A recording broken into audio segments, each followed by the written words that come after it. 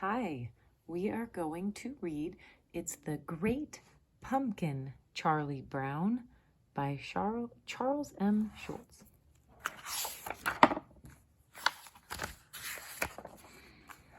All right, let's get started. It was a brisk autumn day, but it wasn't just any autumn day. It was Halloween. Charlie Brown was busy raking leaves while Snoopy was busy playing in them. Do you like to play in leaves? Lucy stopped by with a football. "How about practicing some plays, Charlie Brown?" asked Lucy. "I'll hold the ball, and you come running and kick it." "You must think I'm really stupid," replied Charlie Brown. "You just want me to come running up to the ball so you can pull it away and watch me fall flat on my back. This time you can trust me," said Lucy, flashing a toothy grin. "I don't know." But Charlie Brown didn't believe her. "No," answered Charlie Brown. "No, no, and no." "Please, Charlie Brown," pleaded Lucy. "I have a signed document testifying that I will not pull the ball away." Charlie Brown grabbed the piece of paper and studied it. "It is signed. I guess if you have a signed document in your hand, you can't go wrong. It looks like I'm really going to kick the football this year." It sounds like Lucy always tricks him. With that, Charlie Brown backed up and charged.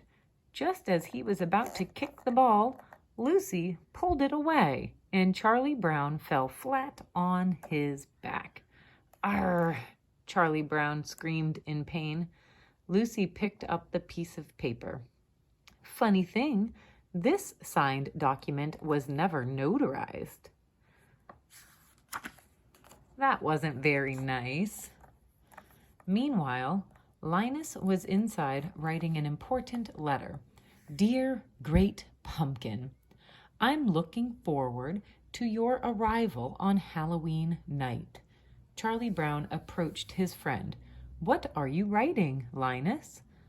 "It's the time of year to write a letter to the Great Pumpkin," answered Linus. "Who?" asked Charlie Brown, looking confused. "Every year on Halloween night, the Great Pumpkin rises up out of his pumpkin patch and flies through the air with bags of toys for children everywhere," explained Linus. "I've never heard of that." After Charlie Brown left, Linus continued writing his letter. "You must get discouraged because more people believe in Santa Claus than in you. Santa does get more publicity, and that might make you number 2, but that means that you really just need to try harder." Just then, Lucy and Peppermint Patty appeared. "Oh, brother," moaned Lucy. "Linus, are you writing a letter to that stupid pumpkin again?" Linus nodded.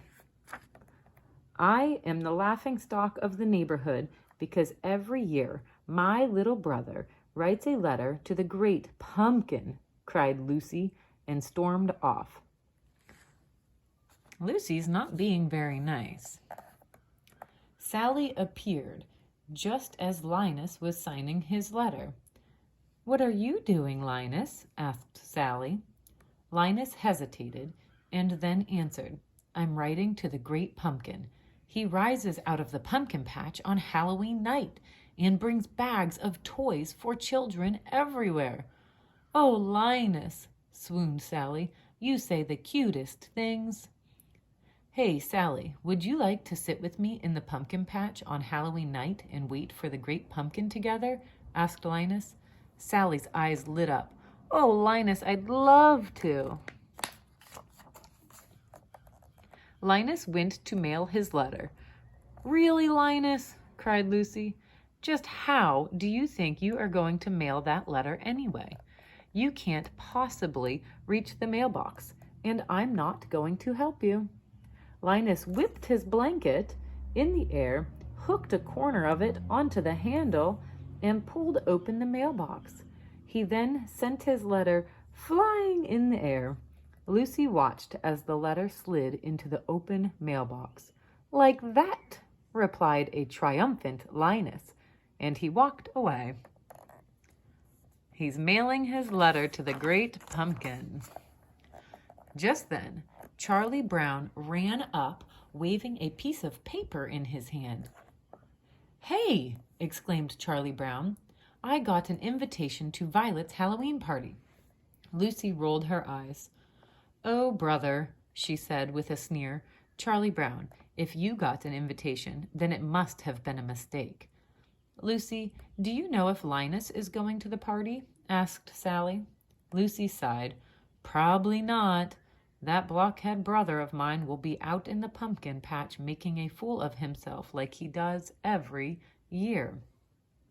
"But maybe there really is a great pumpkin," said Sally. "Do I get to go trick-or-treating this year?" Sally asked her big brother. "Sure, Sally," replied Charlie Brown. Oh boy, exclaimed Sally. "How do we do it?" "It's very simple," Lucy said. "All you have to do is walk up to a house and ring a doorbell. When the person opens the door, say, 'Tricks or treats.'"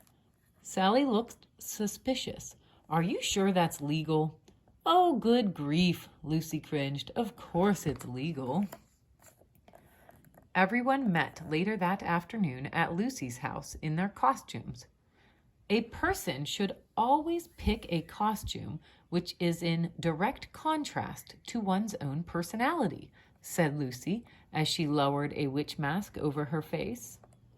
Lucy looked Charlie Brown up and down.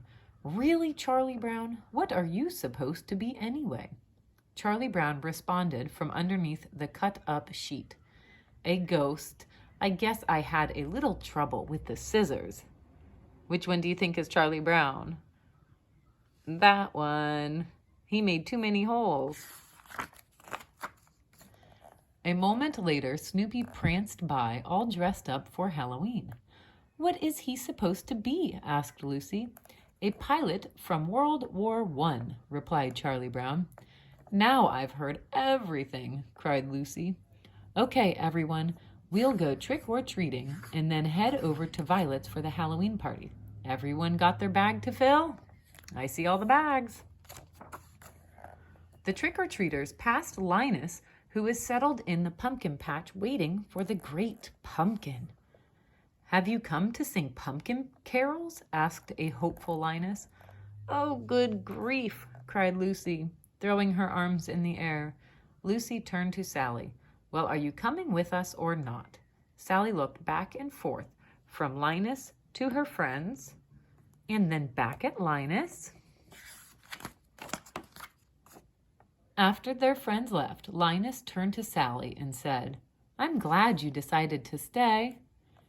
"Do you really think he'll come?" asked Sally. "Tonight, the great pumpkin rises up and flies through the air, bringing toys to children everywhere," exclaimed Linus. "What do you think?" Meanwhile, the trick-or-treaters were starting their rounds in the neighborhood. Each time someone opened their door, everyone cried, "Trick or treats!" "Could I have an extra piece for my blockhead of a brother, please?" said Lucy, flashing a toothy grin. "He couldn't come with us because he's sitting in a pumpkin patch waiting for the great pumpkin." Lucy asked for 2 pieces, one for her, one for her brother. Everyone met up on the sidewalk to size up what they received. "It's so embarrassing that I have to ask for extra candy for that blockhead Linus," said Lucy as she looked through her bag. "Looks like I've got 5 pieces of candy." "And I got a chocolate bar," added Violet. "I got a gummy candy," said Peppermint Patty. Charlie Brown looked in his bag with disbelief. "I got a rock?" He got a rock. The trick-or-treaters worked their way through the neighborhood. After every few houses, they stopped to take stock of what they had received. "Nice!" exclaimed Lucy. "I got 3 cookies." "And I got a fudge bar," said Violet. "Pack of gum," added Peppermint Patty. "A rock!" cried Charlie Brown. "Not again." Look at his bag. Why is he getting all rocks? When everyone finished trick-or-treating, they started walking to Violet's house for the party. On their way, they passed by the pumpkin patch. "Well, has the great pumpkin been by yet?" asked Violet with a smirk. "You missed trick-or-treating, and now you are going to miss the Halloween party," said Peppermint Patty. Sally stepped forward and replied, You all think you are so smart. You just wait. The great pumpkin is going to show. Linus knows what he is talking about." With that, the kids left for Violet's house. Once at the party, everyone started to partake in the Halloween festivities. Some were carving pumpkins, while others were getting ready to bob for apples. There's the pumpkins and the apples. "Out of my way," said Lucy, stepping up to the barrel. "Let me show you how it's done." After a few seconds, Lucy pulled her head out of the bucket, but instead of just pulling out an apple, she pulled out a beagle. "Ew!" cried Lucy. "My lips touch dog lips. Gross!" Later, at the pumpkin patch, Linus and Sally were still waiting for the great pumpkin to make an appearance. Suddenly, a rustling noise came from the middle of the pumpkin patch. They both turned toward the noise. "Look!" cried Linus, pointing toward the moving shadow. "There he is! It's the great pumpkin. He's rising up from the pumpkin patch." Does that look like the great pumpkin? Who do you think that is? Linus was so overwhelmed with excitement that he fainted. It was Snoopy. Within seconds, Linus came to and sat up. He looked around and asked, "What happened? Did I faint? Did he leave us any toys?" "I was robbed," Sally yelled. "Halloween is over, and I missed it. You kept me up all night waiting for the great pumpkin, and the only thing that came was a beagle. When the great pumpkin comes, I'll still put a good word in for you," Linus yelled to Sally, but she was gone. "Oh, great pumpkin," moaned Linus, "where are you?" Later that night, Lucy woke up, looked at her clock, and went to check on her brother. He was not in his room, so she went outside and found him sleeping in the pumpkin patch. She picked him up, carried him home, and put him to bed. The next morning, Charlie Brown and Linus met up. "Well, another Halloween has come and gone, and all I got was a bag full of rocks," said Charlie Brown. "I guess the great pumpkin never showed?" "You just wait until this time next year, Charlie Brown," cried Linus. "I'll sit in that pumpkin patch until the great pumpkin appears, and I'll be there." He's going to do that every year and wait for the great pumpkin. I hope you have a fun day. Thank you for reading.